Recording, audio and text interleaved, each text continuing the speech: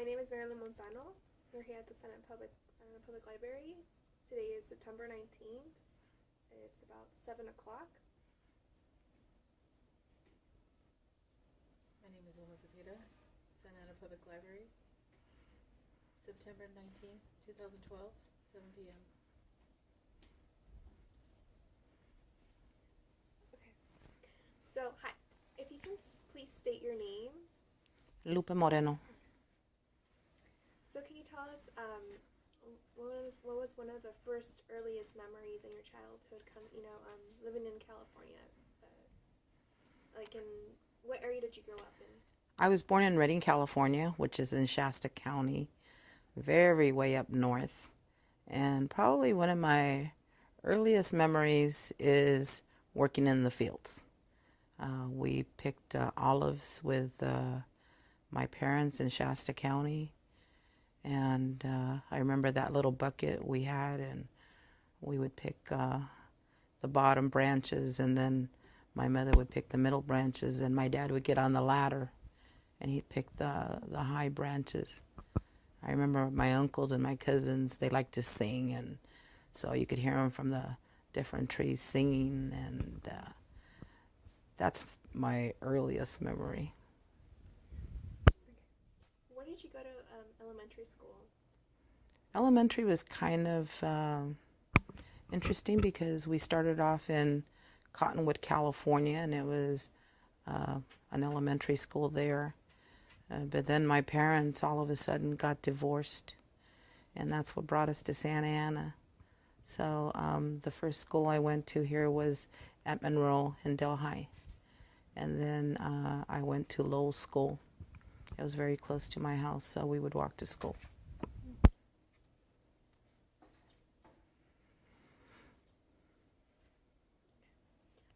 So if you can please just describe, your experience.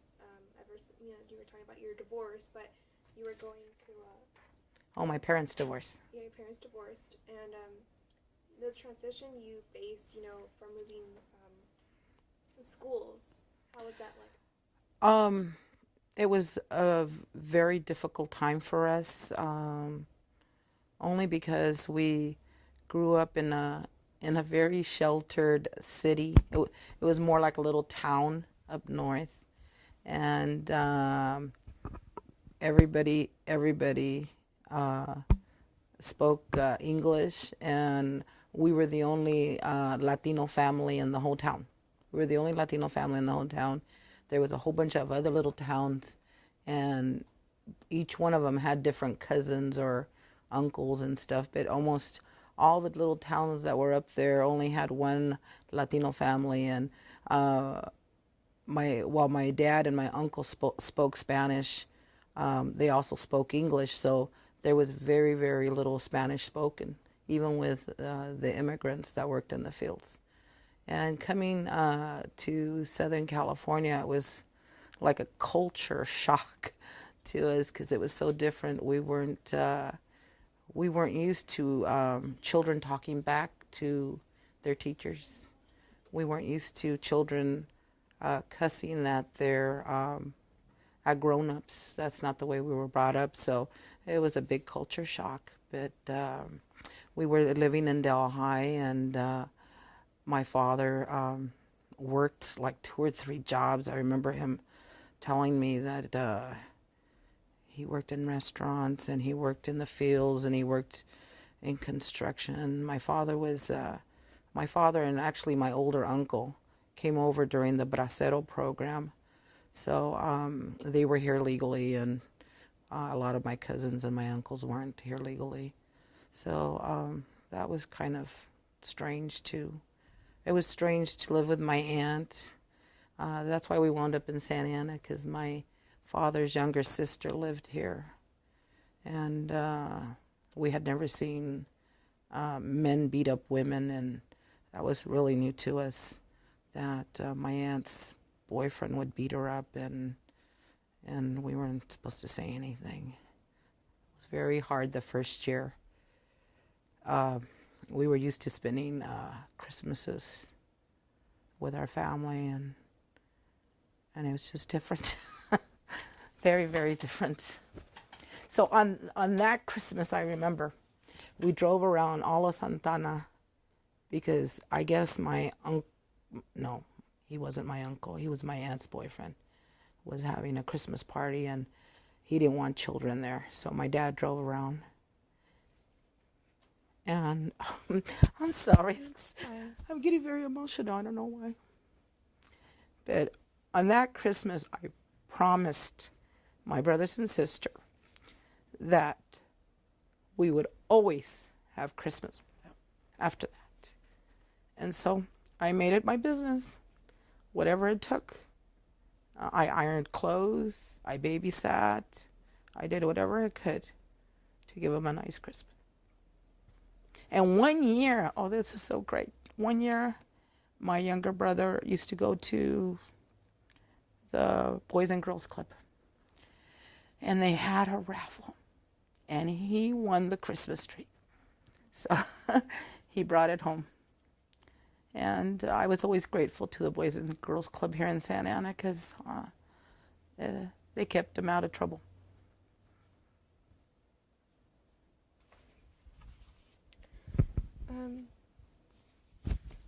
So how did that shape you, going through those hard times,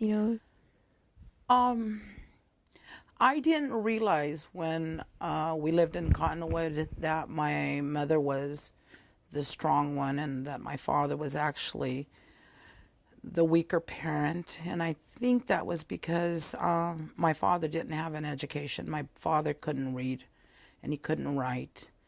And I think that's the only reason I don't know how to read and write in Spanish. I could speak Spanish very well because he taught me as a child before my mother left to speak the language. And so I could actually communicate with my uncles and my aunts. And when I came to, we came to Southern California, it wasn't needed as much. And but I became my dad's secretary. 10 years old, and I did everything for my dad. I paid his bills. I figured that out. If I couldn't figure it out, I would look in the dictionary, or I'd run across to my neighbors. I'd ask my neighbors what things meant, and they explained them to me. And by the time I was 12 years old, I actually was the boss, and my father was the one that always was asking me for advice or what needed to be done. And we continued to work in the fields, and we continued to go to school when I could, or when my brothers and sisters weren't sick. It made me strong. It made me strong. It made my sister strong. It wasn't the same thing for my older brother. He got caught up in the early 70s hippie movement. Total hippie, just loved to hitchhike from Santa Ana all the way to San Francisco. It was a time when you could hitchhike, when all the kids weren't afraid to hitchhike. It was before all the killings of the hikers and everything. But it was interesting. It was an interesting life. It was interesting because my father actually became a smuggler, and we had hundreds of people come in and out of our house weekly. And my father would just say, feed them, and I'd feed them whatever was available. We had big pots of beans boiling all the time. And so people were coming and going all the time. And it was not a very nice time in my life. There was a lot of abuse. Had to be careful. Had to be real careful at night. I locked me and my sister in our room, and my baby brother, and learned to fight. I learned to cuss like a sailor, learned to play poker. That's what my uncles taught me.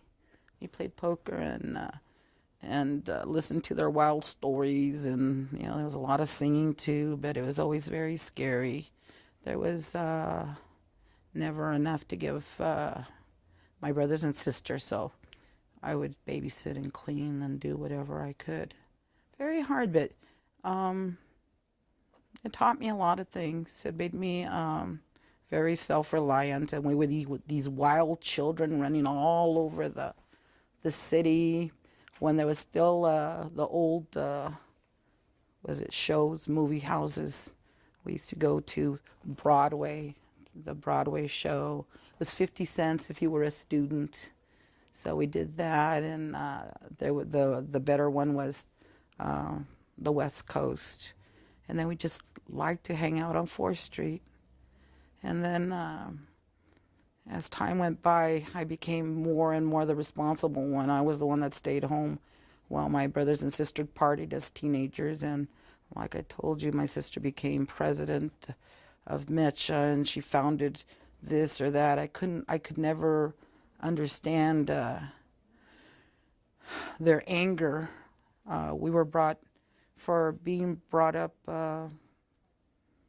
with an immigrant father. My father taught us that it didn't matter the color of our skin, and we were Americans, and we were always supposed to be proud to say we were Americans. I don't know if he used to say that because we were the only Latinos in the whole city, but he'd always say that, and I could see how moved he was when they had the parades and the soldiers would come marching by, and he was just as proud. He'd put his hand on his heart and, just keep it there until the flag went by, and he taught us to be very proud to be Americans. So I couldn't understand my sister's anger with these clubs. She tried to explain it to me. Don't you know? The whites are white Americans, and then Dad and them are the Mexicans, and we can't call ourselves anything. Well, they used to call us pochos. 50s, 60s, they called us pochos. She said, Chicano, we're Chicanos.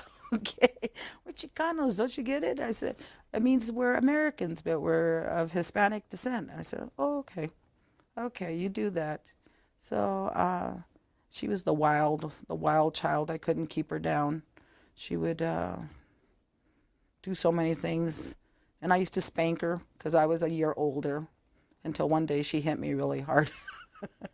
She hit me so hard that I didn't hit her anymore. And what else do you want to know? So, aside from all this going on in your life during those years, what were your at that time? What were your aspirations? What did you want it to be? What did you want to be for your own self during that time? Before my mother left, I wanted to be a nun. I had a very close relationship with God, and it just seemed like God followed me my whole life.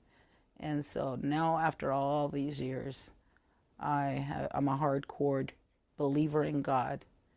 I want to get to heaven, so I walk a very straight and narrow line. But yeah, back then I wanted to be a nun, and when my mother left, I just wanted to finish high school. Gosh, that was my biggest ambition, finish high school, go to college. And my dad always told me he wanted me to be a teacher, but that didn't happen. So I found myself being molested constantly by men that lived in our house. So when I was 12 years old, I literally took a lever that protected me. And by the time I was 14, I was pregnant. And at 16, I married him. And we had 5 children. My second child was born when I was 16. I married a Mexican man, and he was very controlling, but I guess I needed that. I needed somebody to take care of me, and he did. As long as I was obedient, he took very good care of me. And when I was 17, my second baby died. She died of a childhood disease. Then now we have vaccine for it. We have vaccine for it. The only thing I thought it was so ironic, I went to work for the health department after, I'm getting ahead of myself. I actually begged my ex-husband to let me go to high school. I wanted to finish high school. It was my ambition to finish high school. And I kept thinking as I grew older, how can I be a figure to my children if I can't even finish high school? So when I was 22, I begged him and begged him and begged him. I was relentless with my begging to let me finish high school. So he told me as long as his food was on the table, his house was clean, the kids were clean, and they didn't eat anything, I could go. But he wasn't going to help me in any way, so to find the funding. And I told my comadre, who was it, my oldest daughter's godmother, what he had said. And she found me a program. She found me a program through the city of Santa Ana. I think it was called WIN. And in this program, they would give me money to go to school. And so I used the money to pay for the babysitters that he kept firing because he didn't like. But in all those years that I was locked away in the house, because literally I was locked away in the house, I wasn't allowed to speak to anybody. I wasn't allowed to speak to my family. I wasn't allowed to use the phone. And all I did was read. I would come to the library. I loved the library. That's why I volunteer so much, because I love the library. My neighbor would bring me to the library, and I'd take out books and books and books and books. And I spent, when he was working, I would read. And he hated me to read, so he'd hide my books, and then my neighbor would bring more books. And then when my kids started growing up, they hid my books. So there was books all over the place. And then he'd find my books, and he'd hide the books or throw them away. And then I'd find more books. But by the time I went to back to high school, I was able to finish high school in 3 months because of, I think, everything I have read. The only thing that I had a little bit of problems with, and I always did before, was math. But they helped me with that, and I graduated, and he never showed up to my graduation, but my children did. My children were there to see me graduate. So that made me very happy. And what did you decide to major in? What did I decide to major in? You know what, they offered me a scholarship after I finished high school, but my ex-husband said that I had promised that I would leave him alone if I finished high school. There was no college for me. There was no college. Don't even think about college. So I went to work for first the school district, and then I went to work for the county. And what I was telling you, when I was working for the county, I wound up working for a program called Immunizations Assistance Project on 17th. And my responsibility was the vaccine that we give to all the children in this county. So I was responsible for protecting 1 million point something dollars in vaccine. And one of the vaccines that they finally made a vaccine for was a vaccine that would have 10 years earlier, if my child would have had that vaccine, she wouldn't have died. So that was kind of a little bit just so ironic. I held the first bottle that would save children, and I'm glad they came up with it. Yes.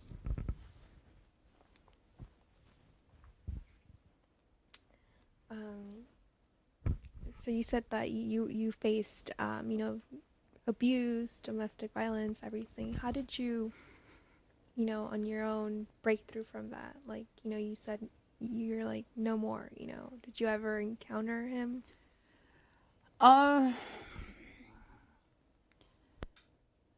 There was a lot of domestic violence, and I think I was about 18 or 19 years old. One of my children was sick, and the medicine was waiting at the pharmacy. And he was busy. He kept telling me he was busy. But I kept going into panic attacks because I had already lost a baby. I'm sorry. Gosh, I'm getting more emotional here than than I do at church. So I kept asking him to go pick up the medication, and finally I got angry and I started shouting at him. I never shouted at my husband before, but I wanted that medicine. And he started screaming at me and said that if I didn't like the life I was giving him, to leave. Which was funny because the house we were living in was my dad's house. We were living in my dad's house. I was helping him pay the mortgage. My dad had left and took all his people with him, all the bad stuff that was happening. And so the mortgage was only $150 back then. And so it wasn't a lot. And he says to get out, and in desperation, I walked out. I was determined. The good thing was that the night before he had cashed his check. He had given me his check, and I had all this money in my purse. And so I thought, I'll go get my mother. Oh, because I said, well, let me have my children. And he said, no. You leave on your own. So I walked out, and I thought, I'll go get my mother, which my mother I hadn't talked to because my mother is actually the one that left, and I was angry with her for a long time. But I thought my mother will get me back my children. So I'm walking. I figured I'll get on the bus. My mother lives in Salinas. It's called the lettuce capital of the world. And so I was halfway there when he started chasing me in his car. He finally got out of his car and he just chased me, and I'm running down First Street like a crazy woman. He finally catches up to me and says, just come home, get the babies, and I won't hit you. But when I got in the car, he started threatening me again. So I opened the door, and I think I scared him. He turned white, and he said he would not hit me, just come home. And so I came home, and he never hit me again. Never. But I think he had already put fear into me because I stayed terrified. I stayed terrified until I was 38 years old. And that's when I became a Christian, and my life changed. My life totally changed when I became a Christian. And I realized that through all the hardships, God was always with me. And He is. He's always with me.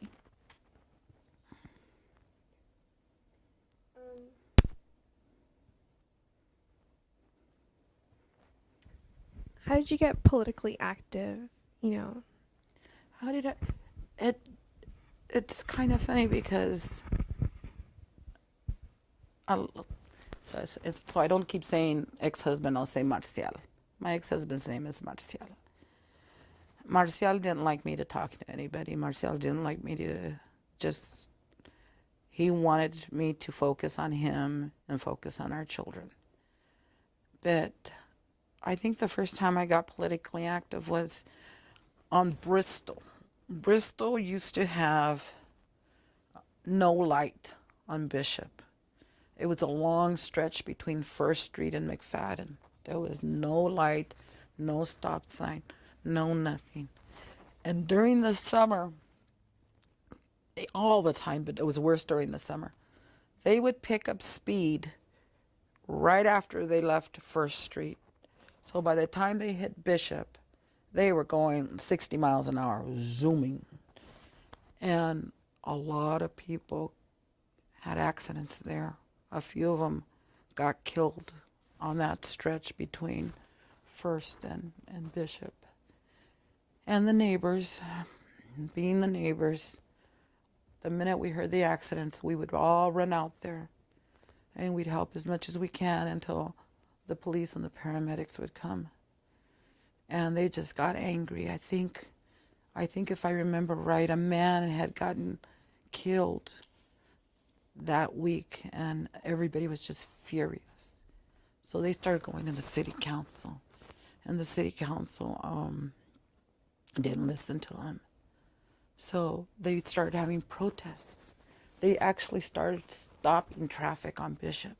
People would just walk by with, we had stop signs, stop signs, and we would walk. And I guess my ex-husband was so upset with what had happened that he didn't care that I went with a neighbor, and we would all stand out there. And I wasn't allowed to go to the city council meetings, but I started talking, to the neighbors, and I could hear what they were doing, and they'd ask me to make calls, so I made calls, and we won not only a stop sign, we won a light on Bishop and Bristol, and it was so exciting for me. It was exciting. There was a Judas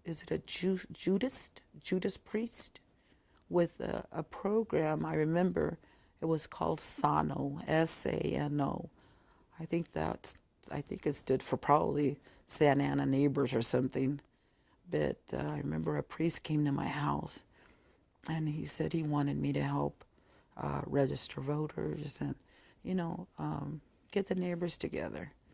And I told him, I could do a little bit, but I couldn't do much because Marciala wasn't going to let me out of that house. So I did a little bit, but it finally faded away because I wasn't allowed to do much. I wasn't allowed to do things. I wasn't allowed more than a mile from my house, and only to go to the doctor. That's the only place I was allowed to go, was to go to the doctor, which is by Coastal, and then come right back. And he would call to make sure that I was there and that I was doing what I was supposed to be doing. And it wasn't until after I started working that I just started asking more questions. I went to work for the county. I went to work for the health department on 17th Street. And in the beginning it was okay. But then amnesty hit. Amnesty hit in the country, and we still didn't know it. I think around that time we were battling the AIDS epidemic. Nobody knew what AIDS was. It just happened so fast, and all these young men were dying like crazy, and nobody knew what it was, where it was coming from. And then they realized it was coming from the blood, and we had all these nurses and doctors that didn't even want to work at the health department anymore. If they were ready to retire, they actually retired instead of staying to work. And they try to, relieve our fear. And they did it to some extent. They relieved our fear as we found out more and more information. But then when it took a while, I think amnesty happened in 1986, but nobody was doing anything. I think people were afraid to either apply or whatever. But another thing that happened too at the health department was that the state of California actually made a law where they had to help all pregnant women. What had happened was, because all these women were illegal, nobody wanted to help them with their births. Nobody wanted to help them with their pregnancies. And so what the state realized was that the babies were being born very small. Instead of growing with the growth chart, they were actually very small babies. So they made a law. When nobody wanted the illegal young women, they actually went from hospital to hospital, being turned away. They were turned away, just one hospital after another. And I think one lady told me one time she felt like she knew what the Virgin Mary felt like, because they just kept turning them away. So we kind of taught them how to work the system. We told them, that we would give them prenatal care, and then to wait until right before they gave birth, and then go to the emergency room, and they'd have to take them. Otherwise, in the old days, in those times, all hospitals had to turn in illegal aliens. There was a form you filled out if you were, after they took your identification and everything, if you couldn't prove who you were, the hospitals would fill out this form and send it to INS, and then INS would go looking for you. But we told the ladies that they didn't have the staff, so don't worry. They're going to fill out the form anyway, but nobody would go looking for them. So we kind of helped them work the system. Then the state of California, after all the health departments started complaining, because all the health departments got all the illegal aliens, we no longer serviced American women. We no longer serviced even legal women, because the county decided that they could go freely to the hospital, they could go freely to private doctors, and they wouldn't be in trouble. But these ladies actually really needed the help. So we stopped seeing American citizens, and we stopped seeing the legal residents, and only took care of the illegal alien ladies until the state of California changed the law.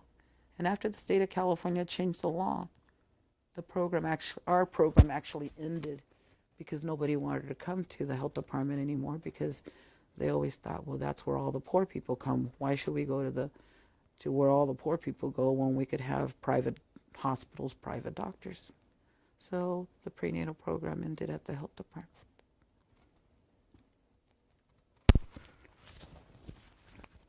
Gosh, are we getting off subject?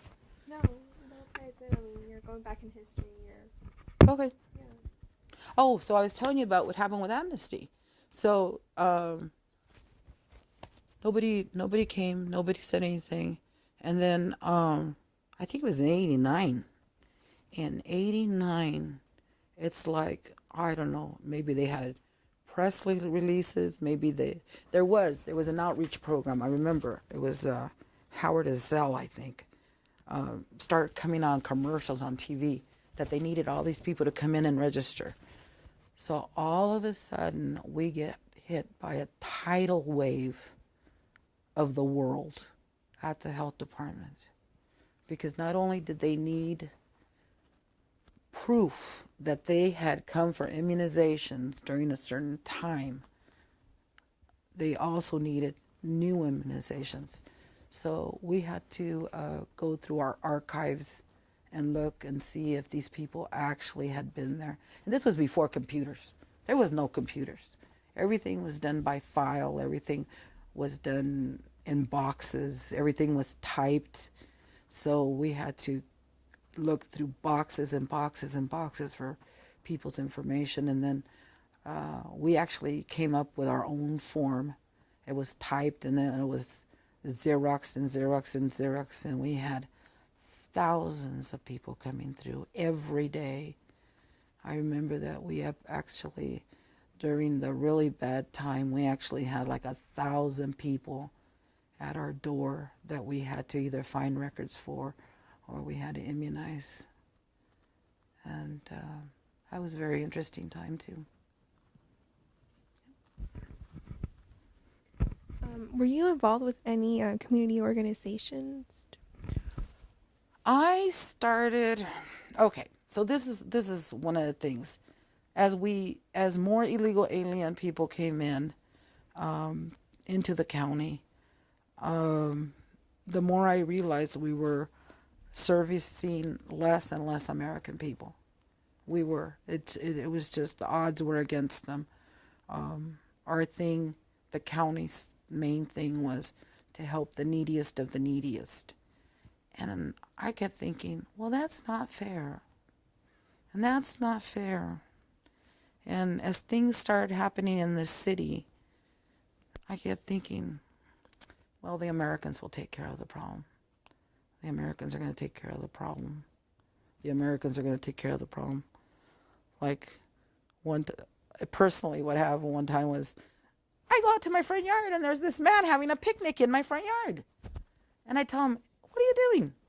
And he just pretended he didn't understand me. So I started asking him in Spanish, and he just shined me on. And I was going to go in to call the police when my oldest son comes out. He says, what's wrong? I said, there's a man having a picnic with, I think, his girlfriend on our lawn. And so he comes out really fast, and the man sees him. My son is very tall, and he takes off. I think, why is this happening? And then I think one of the worst things that happened was there was the ice cream man. The ice cream man came ringing his bell. I could hear the ice cream man, and my daughter was about 15 then. She went out to buy an ice cream, and she started screaming. I said, what is going on? She says, the ice cream man is peeing in our front lawn. I said, oh, that's impossible. Those things don't happen here. You better come now, Mom. He's peeing our front lawn. So I go out there, and sure enough, he's peeing my front lawn. So I started telling him things in English, and then I realized he doesn't speak English, so I started telling him in Spanish. He just kept peeing on my lawn and flicked his penis in and just put it away.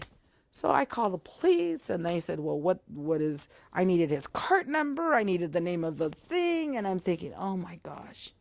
So little things like that were happening around the city, and I just kept saying, well, the Americans will take care of it. I remember the mayor was Dan Young, and I wrote to him. First I called him, and then I wrote him a letter. And I started getting angrier and angrier, and one day I read a little article, and it said they were having a forum at the college on immigration. And I'm thinking, oh my gosh, what could they be saying? And I'm thinking, can I even be allowed out of the house? What am I gonna excuse him? Am I gonna tell Marcial to get out of the house? And I just told him, Edward is my youngest son. My son Edward had a very, very bad accident when he was 13. He was with friends, and the older boy stole the car, and he was in that car. It was a truck, and they all took off, and a policeman chased him to San Diego. And the boy lost control of the truck, and this truck went over the embankment, and one of the boys got decapitated, and Edward wound up in a coma for 6 weeks. And when he came out of his coma, he had to literally learn everything. We had to teach him just about everything. He couldn't even couldn't do anything. He could only bat his eyes. So we communicated with him by him batting his eyes. And then I made him, as he got a little stronger, I made him a board with the most important words like that, the things that were easy for him to, and he would point to the words. He would point to the words, and little by little, he got stronger. I had to bring him, we were both working, and we ran out of insurance. Can you believe that? There was no more insurance. We didn't qualify for any programs because they said we made too much money. So I brought him home in Pampers, a feeding tube, and he had seizures all the time. And so when I read that little article, I said, I'm going to take Edward out for a little bit. I just want to get out of the house. And as long as one of my children were with me, I was allowed to leave the house. So Edward went with me. I took him, I was shaking. I was literally shaking. And I'm thinking, oh my gosh, how far is this place? It turned out it was coastal. It was, what is it? OC? Is it OC? It was a college. What is it? Orange Coast College on Fairview. To me, that was like a world away. I had never been so far by myself. But when I got there, they were talking about a Proposition 187, which would take away benefits from illegal aliens and their children. And I went there as a Latina. I went there as the child of an immigrant with aunts and uncles and cousins that were here illegally. But I found that the people that I thought were on my side, the people that I thought were like the priests, like our elected officials, I thought they would say that they knew that there was a problem and that the problem had to be fixed. But what they said was that there was no problem. There was no problem. There was absolutely no problem. They couldn't understand what everybody was talking about. And I remember there was this feisty little white woman that was saying that, yes, there was a problem, that she used to work for the Anaheim Police Department, and they knew there was a problem. If you worked in government, you knew there was a problem. And for them, anybody in leadership to say there wasn't a problem was a big problem. And I started, after that day, I called her. I told her what my dad used to do for a living. And she said she wanted to talk to me. And so I told her, the first time I talked to her, I said, I don't want you to hate me. I said, but I want to talk to you about what my father's business was and my uncle's business was. And after I told her my story, she says, I don't hate you. You just confirmed everything that we've been saying, but nobody wants to say. She goes, can you come and talk to my group? And I did. I took all my children. All my children back then were either early 20s or teenagers. And I took them with me, and that's how we snuck out of the house. But I don't know, there was like, it gave me hope that people were working on the problem. I always felt myself to be an American. I always felt that, at least in Cottonwood, we were taught right from wrong and what needed to be done, and that people needed to stand up. And I was so happy to know that people were standing up and people were saying these things are wrong. You know, we need to take care of this before it gets out of hand. And so the bad thing was I started sneaking out of the house to to go to meetings, I started being interviewed. I started being interviewed by newspapers and by different agencies like ABC, CBS, NBC. And now I've been interviewed by Fox News, CNN, just all kinds of interviews. And the Spanish media, it's funny, American media wouldn't pay a lot of attention to me. I have interviewed with all of those, but the ones that were absolutely interested in me was the Spanish media. So I did a lot of interviews with the Spanish media. I just had to learn the hard way that the Spanish media is not my friend. The Spanish media puts me on to say, oh, that horrible woman doesn't like you, and they don't all like you. But that's not true. That's not totally true. It's you just have to decide.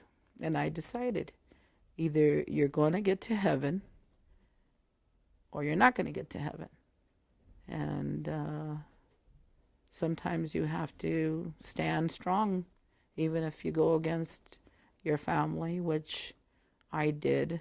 I stopped talking to my father for a long time, and the reason I stopped talking to my father, he finally went to prison, by the way. He finally got caught, which was the best thing that happened to us as children. He got caught. He went to prison for 3 months. and that got him out of that nasty habit. He finally moved to Keene City, California, where he actually marched with Cesar Chavez. They marched, and Cesar had him sue the state over the working conditions in the fields. And because of my father's cases, there was a lot of changes in the work fields in that area. So my sister wasn't very happy about that. She worked in the fields too, and not everybody that worked in the fields liked Cesar Chavez. I mean, they didn't. A lot of them thought that they didn't want to be unionized. They didn't want to belong to the unions, and they were forced to. And she even says it now with a little bit of scorn. She says, "Oh, Dad was a Chavista, and he was just as bad as everybody else." I said, "Angie, you were a Mecha chick. You started the Mecha clubs. What are you saying that Dad was a radical? You were a little bit of a radical too." And we kind of think that we became activists because my father was an activist. My father did a lot of things that changed a lot of the history in California and the way things were going. So, and when we're together, we kind of laugh because we say, you do realize that everybody's grandma and grandpa was probably smuggled across the border by Dad. We say, yeah, that's true. That's true. And they probably came to our house and we probably fed them, huh? So that's just funny little things we say to each other about Dad's business.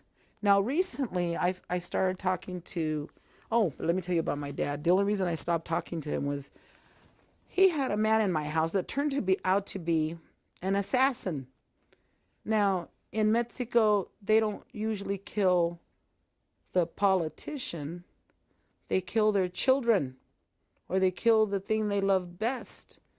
And so this uncle of mine actually killed two children of this man that was running for office. And after he killed them, the man went crazy and never ran again for anything. But I didn't know that he was living in my house. And he lived there a long time. But when the FBI came knocking at my door and they explained what he had done, and I brought it up to my dad said something about he couldn't help who our family was. And I stopped talking to him. I didn't talk to him for 15 years. And I did right before he passed away, which is, I think that was good, that I at least got a chance to speak to him. But I recently talked to somebody, a relative that I haven't talked to in years. Probably haven't talked to her in about 18 years. And she's telling me,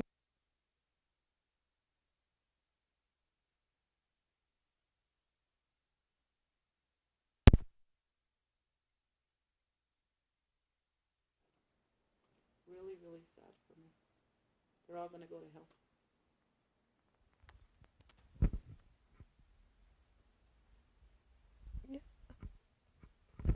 Okay. Are there any memorable projects that came out of your involvement in the community, like community, like your organization, like the organization? Oh.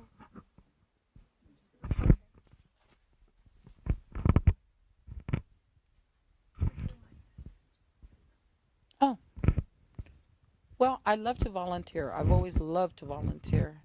And as I got away from my ex-husband, I do volunteer for a lot of organizations.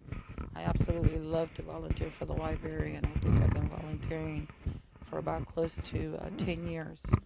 I started with Mayor Polito actually appointed me to the library board, and I was on the library board for a number of years, and I was the president or chair or whatever they call it. And so I was invited by George Upton, who used to be the president of the Friends of the Library, to come and help them with the books in the basement because they were just overwhelmed by books.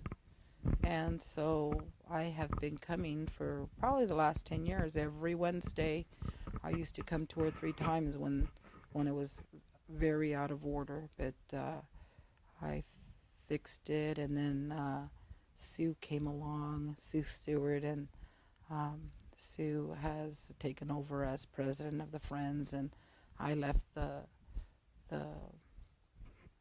library board, which made me sad that the city did away with the library board and what the city's done to the library, and that we lost one of the libraries and all the bookmobiles, and that we've lost all the staffing that we've lost, all the librarians that we lost.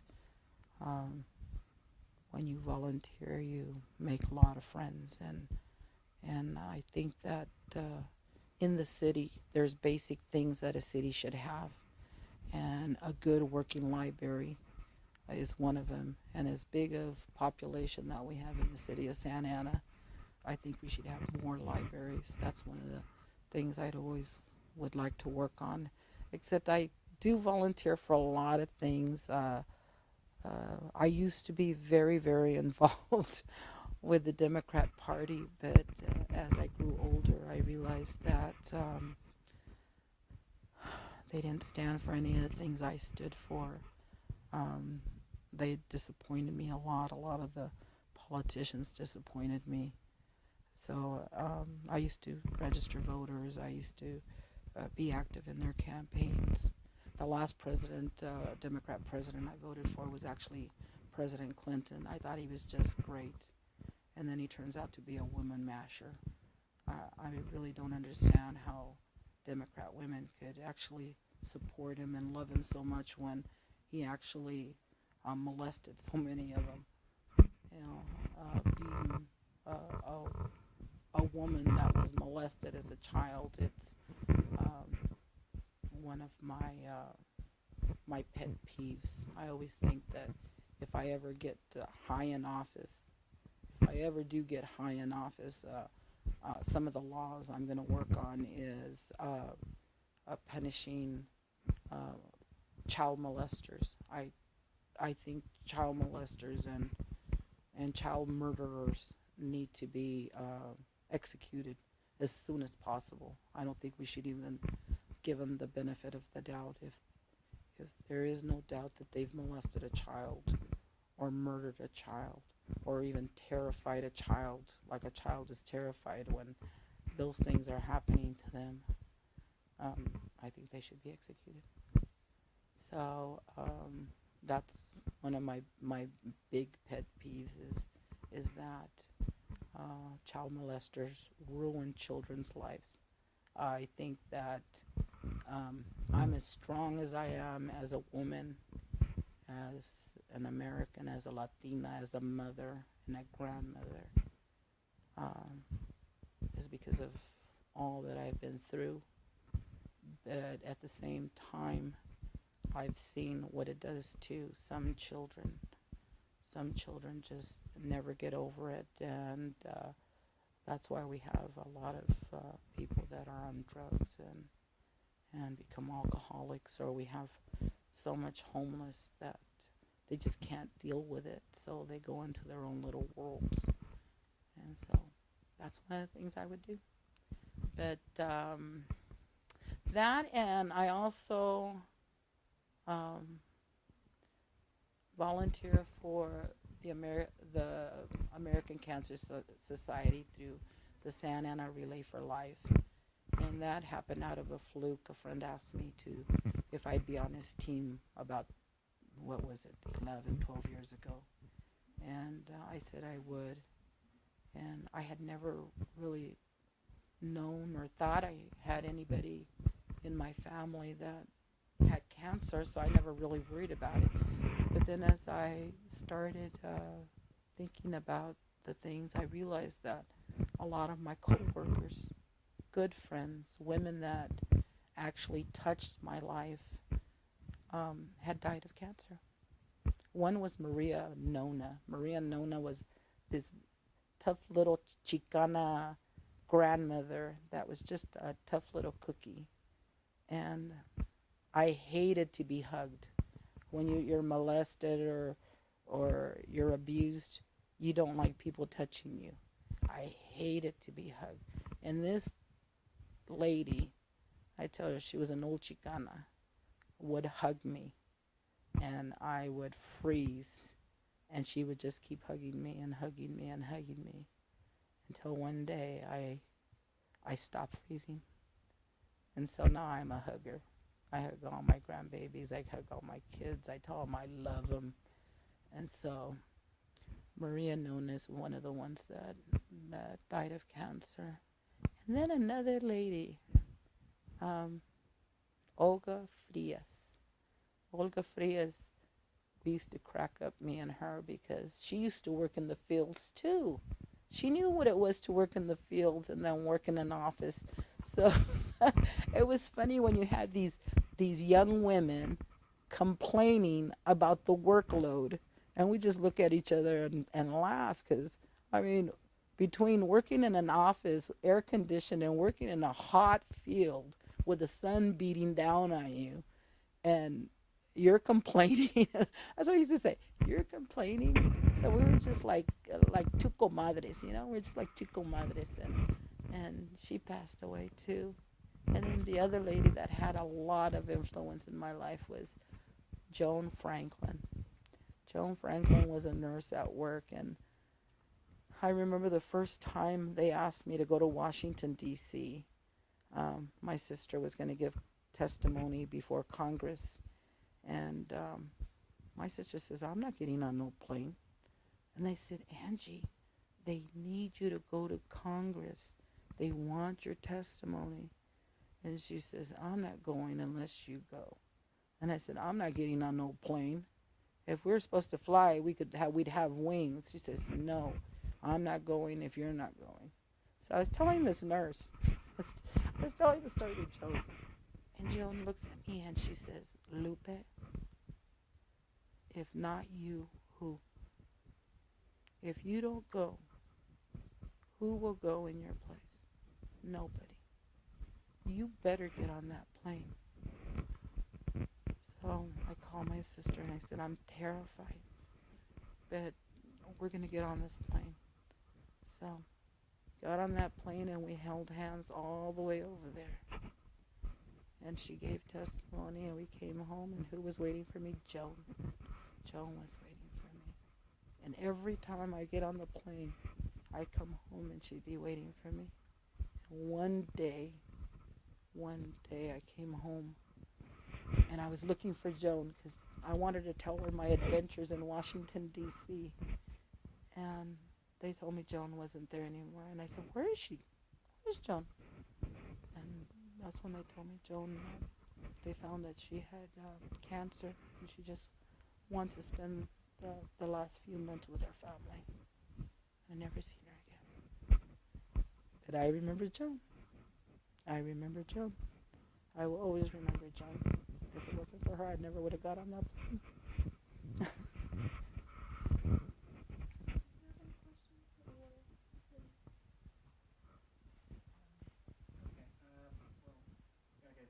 Manny Escamilla, Santa Ana Library, and I just thank you for sharing that so far. We have about 10 minutes left on the phone. Okay.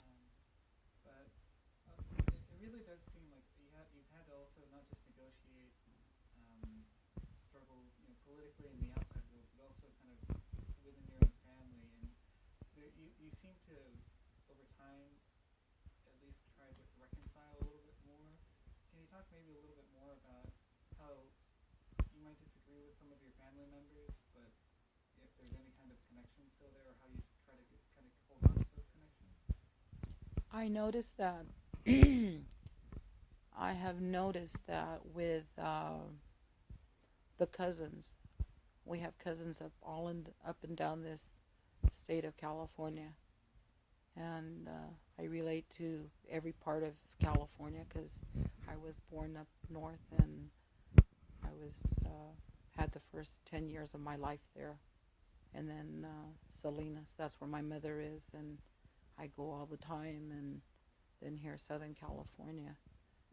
But I noticed that the cousins that were born here, the cousins that their fathers came over as braceros or came over legally, all agree with me. They all agree with me. But I have a few cousins that I was close to. One is my cousin Ophelia. I absolutely adore Ophelia. When I was a child, Ophelia was one of the ones I raised. I've raised a lot of children. I've raised a lot of children. And Ophelia was one of the ones I raised, and absolutely adore that woman. But I know she was a little angry in the beginning, and it wasn't. It actually wasn't until I came on. What was it? Today on LA. I'd never even heard of the program. I listen to news all day. I just listen to radio. I listen to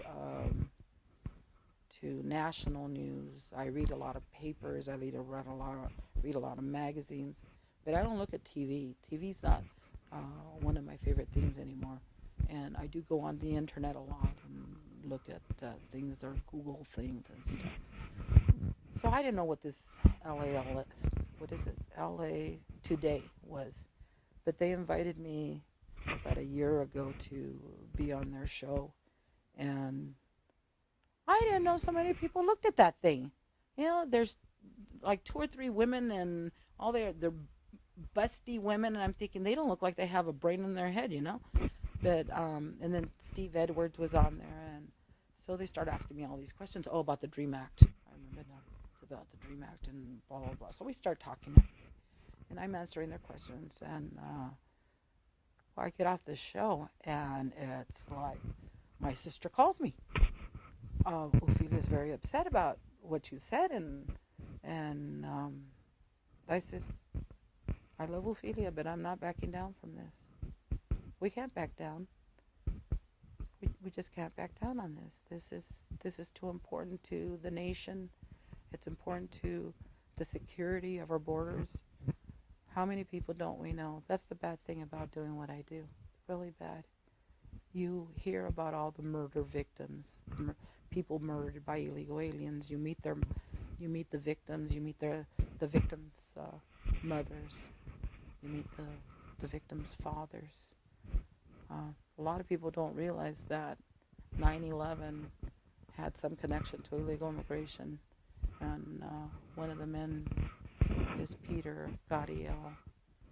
Oh my gosh. His son, they never found his son's body. So every time I talk to Peter, he's just sobbing and sobbing. Angie's son, my sister's son, was also murdered by an illegal alien. And so my sister is not the feisty girl that she used to be, not the feisty woman anymore.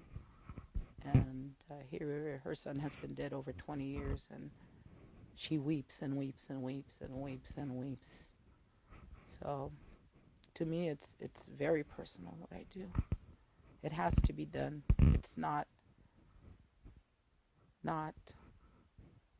the kind of thing that not everybody takes in. But I feel as a woman of God, I feel that everything I've gone through, all the abuse, all the weird things that happened in my life, is because that's my mission. That's my mission. Nobody understands it more than I do. Nobody could explain it better than I do. I've talked to all kinds of reporters, and nobody knows it as well as I do, doesn't understand it as well as I do. I know both sides. I absolutely adore my cousins. Even my cousin Ophelia, who was brought over as a child illegally when she was like 3 or 4 years old. And she stayed with us in our home. And then I remember when she was here, she had a better life than we did. She had a mother that loved her, a father that loved her. She went to all the schools we went to. She went to Santa Ana High School, and she graduated, and she became a manager of Xerox. She did really well, and this cousin that I love defriended me and my sister from Facebook. And when my sister said that to me, I said, Angie, I love Ophelia, but who cares? She goes, but she defriended me. Ophelia defriended me. I said, get over it. Get over it. You know, God put us here for this time. We know things that most people don't know. We could explain it to our congressmen. We could explain it to our senators. And yes, we could tell off those idiots in Sacramento that keep doing bad laws. So it's very sad sometimes. It's sad. I actually, when I worked at the health department, I used to help illegal aliens all the time. That's all I did was help illegal aliens. And I could see their worry, and I did everything I could as it being my job to help them. Right now, I work in a program for children with special needs that are handicapped, that are retarded, that have brain trauma, that have had tragic accidents. You won't believe the kind of accidents children have. And our program is the program that pays for their whatever they have. And so I have all these ladies that call. And I know by the coding, everything is coded. There's nothing in government that isn't coded. So you know which ones are the illegal aliens and are not the illegal aliens. But I try to help them as much as I can. I give them advice. I send them places where they could get help for their children. And I try to help them as much as I can, because when the child turns 21, there's no help anymore. There is no help anymore. But that's the same for any, even Americans or legal residents. Once you turn 21, there's no help. So you're kind of stuck. Thank you for being here. Thank you so much for Okay. really do appreciate it. Well, if you want to ask me any more questions anytime, just let me know. I'm sorry I got off kind of schedule off of. If you want, we can switch tapes. If you want to keep going. It's up to you guys. Or if you want to do something another time, you want me to answer something. Yeah, I think we can start questions another time. All right. Anyone take in the future. And you could actually Google my name, and a lot of bad things come out. Which, and it's funny because I've been beaten up. I got beat up in front of the Mexican consulate for protesting. I protested because Claudia was going to have